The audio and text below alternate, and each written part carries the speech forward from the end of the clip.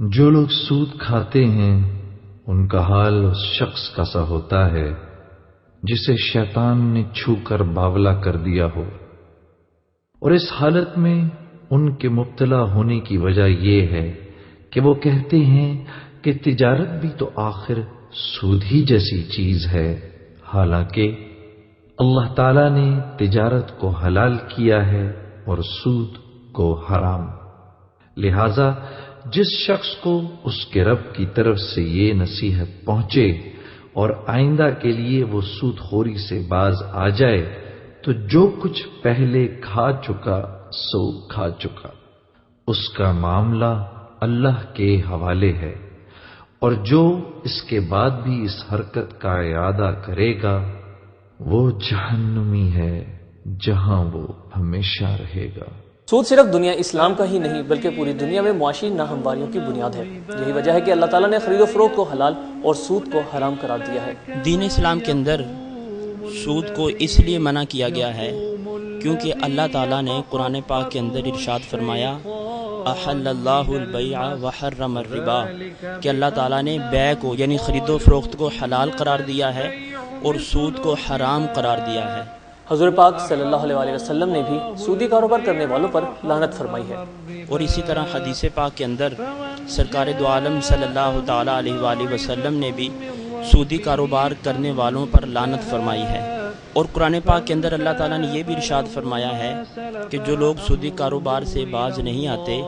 وہ اللہ اور اس کے رسول کے ساتھ جنگ کرنے کے لیے تیار ہو جائیں۔ سود سے پاک بینکاری کا تصور ہمیشہ اقتصادی ماہرین کی سوچوں کا مرکز رہا ہے، اور اس ضمن میں خود مغربی دنیا میں بھی تجربات ہو رہے ہیں۔ علم معاشیت کا ایک بنیادی اصول یہ ہے کہ سرمایہ ہمیشہ بچت سے آتا ہے، اور بچت ترقیاتی یافتہ ممالک میں بالعموم اور ترقی پذیر ممالک میں بالخصوص متوسط طبقے سے آتی ہے۔ سودی بینکاری نظام کا ایک استحصالی پہلو یہ ہے کہ ایک جائزے کے مطابق 80 سے 90% بینک کے ڈپازٹ 20,000 روپے یا اس سے کم رقم جمع کروانے والے چھوٹے کھاتہ داروں کے ہوتے ہیں، مگر جب انہیں ڈپازٹ سے قرضہ جات کا اجرا ہوتا ہے تو صرف 6 سے 7% قرضہ غریب اور متوسط طبقے کے حصے میں آتا ہے،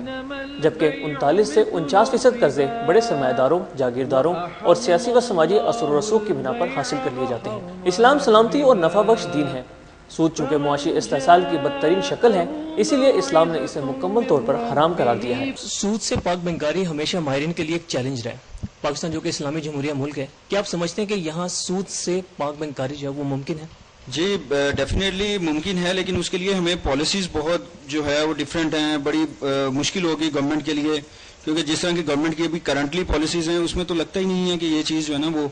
ممکن ہے، یا ہماری گورنمنٹ اس کے لیے جو ہے نا کچھ سپورٹنگ ہے، وہ کچھ کرنا چاہتی ہے اس چیز کے اوپر۔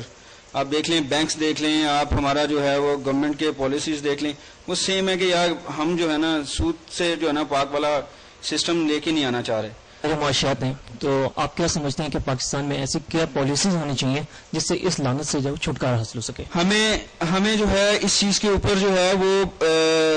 نئی انڈسٹری لگانی چاہیے۔ وہ پیسہ جو ہم بینک میں رکھوا رہے ہیں، مجھے 10%، 11، 12، 14 جتنے % بھی مجھے ملتا ہے، مجھے اس چیز کی وہ انڈیویجولی مجھے فائدہ ہو رہا ہے، لیکن اگر وہی پیسہ میں انویسٹ کروں کسی نئی انڈسٹری میں، ٹھیک ہے، نیا بزنس لگاؤں، اس کے کیا ہوگا، نئے جو ہے امپلائمنٹس آئیں گی، لوگوں کے گھر چلیں گے، اس سے کیا ہوگا کہ وہ حلال بھی ہوگا۔